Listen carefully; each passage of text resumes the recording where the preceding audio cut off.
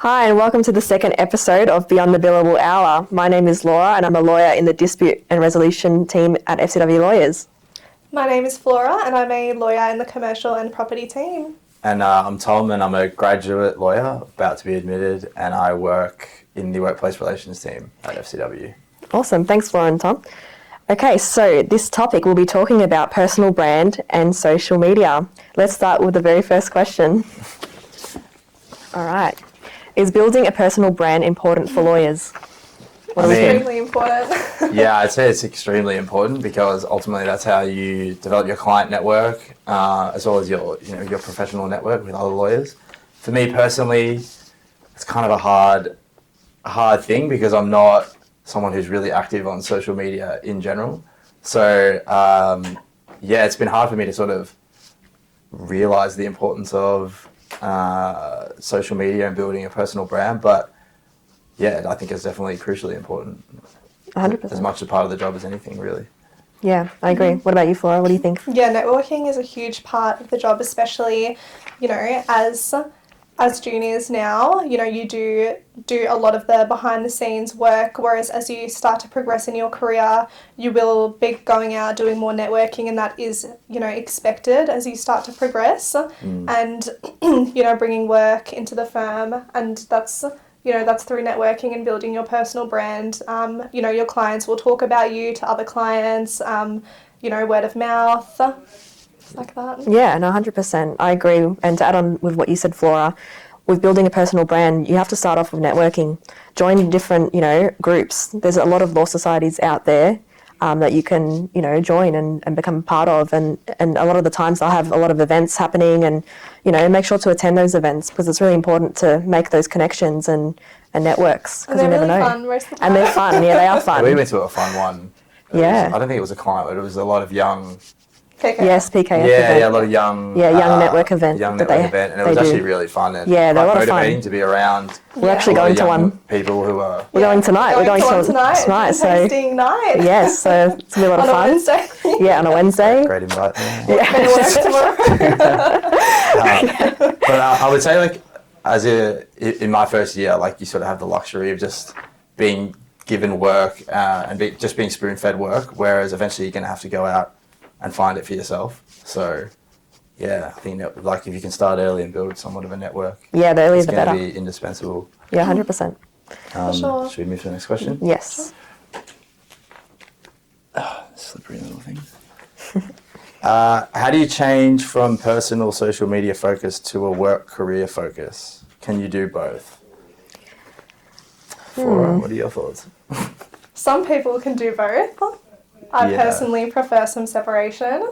Yeah. Yeah, I Don't know about agree. you guys. I agree. I think the more, you look on LinkedIn, you've got some people that are super open about their personal lives and their families and their pets. Yeah. And that's great. I do prefer separation though. Yeah, I think a lot of the people who are like that have probably already established themselves as professionals, their reputation is already known to people, so they can afford to sort of bring in some of their personal life. Whereas if you're just starting out, you can't just have all these photos from high school and then mixed in. I don't know. That's just my opinion. So I think it's good to separate yourselves with some personality, but I think initially it's probably good to separate your personal account from what you're trying to do on your professional account. Yeah, and not only separating it, but going through your current social media accounts with a fine-tooth comb and making sure that everything that you've got up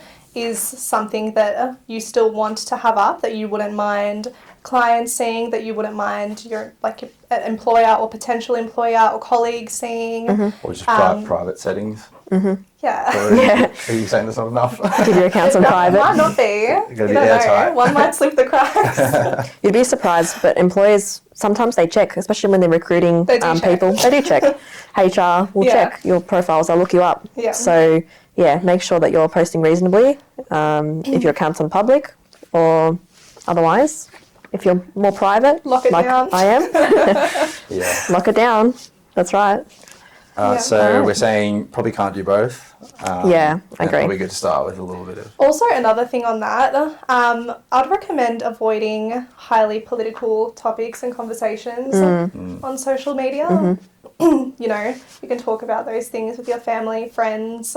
In private. Yeah, I Especially the personally more don't. divisive Yeah. ones. I thought about that as well, and I thought it can be a good way to like establish your personal like bring some of yourself to your brand though if you feel really strongly about like a social justice cause or something like that, and if you want to like openly celebrate that, that could be a good way to separate yourself from others rather than just having a generic profile. But I think you should be careful about what you obviously attach yourself to and make sure you're consistent and believable.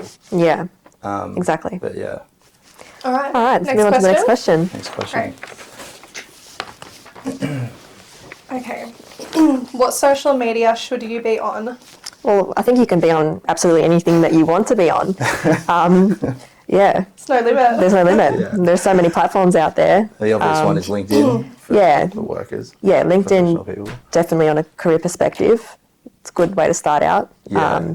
Make sure that you're regularly updating, your experience and your studies, and keeping your LinkedIn profile up to date. Yeah, LinkedIn is basically your resume, like an online resume. Yeah, that's a good. I've never thought about it like that, but it's a good. Good way to put it. Yeah. It seems like a lot of firms companies are using Instagram to create Lately? a Yeah. profile for themselves. I've noticed that. Maybe a bit more light-hearted than what LinkedIn is. Yeah. But yeah, I would say it's not so important as long as you. I would go LinkedIn. Yeah. In terms of, building your Like you're not going on professional Facebook, are brand. you? Yeah. Yeah, in terms of Yeah. building your professional brand, LinkedIn is LinkedIn. definitely the one to be on. Yeah. 100%. Yeah. Okay. Question? Sure. How do you start if you're feeling overwhelmed? I'll just start with LinkedIn. Yeah. Building the profile. I mean, Yeah. it's not hard to write down, where you went to school and put down where you've worked before. Add people Start you by know. doing that. Yeah. People you know. Add people that you know and building the connections that way. Yeah. I think it's a good idea to start that while you're still at uni. Yeah. A lot of uni students, especially doing law, they'll try to find jobs within the field before graduating. And, it's a great way to find employers, and they'll look at your profile and they'll see that you're a student. They can see, your achievements at uni. As we said, it's like an online resume. So Yeah. if you're feeling overwhelmed, just start with that. It's something small, easy. As you build confidence, you can start to push yourself to go to networking events. With that one as well, try we to were talk to saying people. that could be a bit daunting, but if you just get a friend to go with you, Yeah. or someone who might also be interested in being there, Yeah. even if just showing up would be a good start. Yeah. And Like, another you good- might talk to one person, but I think that's better than nothing. Yeah. Like, Yeah. you get Another thing confidence to from keep that. in mind is that a lot of people do go to networking events alone, and you're not the only person that's, potentially nervous or, like not really wanting to go out of your comfort zone. But, when you go, everyone is friendly, everyone's open to having Yeah. a chat, and you come out with some really great connections pretty much every time. Yeah. 100%. It's a bit of psychology from us as well. Therapy podcast. Another question? Yep. Last question. The best advice that you've been given so far around building your personal brand or social media? Yeah, I'd say attending those networking events is definitely one in terms of building personal brand. Yeah, just meeting new people, catching up, with people over coffee that you met perhaps at, different networking events, just to maintain that connection and just so don't lose that contact, Yeah. I'd say. I think also just trying to, as much as you can, push yourself out of your comfort zone, because, that's how you'll grow and develop. When you do start working, you can go along with your supervisor, your manager, another lawyer to client meetings, even if it's just like a site visit or things like that to see how your client's business operates. most of the time you'll learn a lot about the client that you're working with. You'll learn a lot about networking, about how to interact with clients, and there's really no better way to learn than to just do it.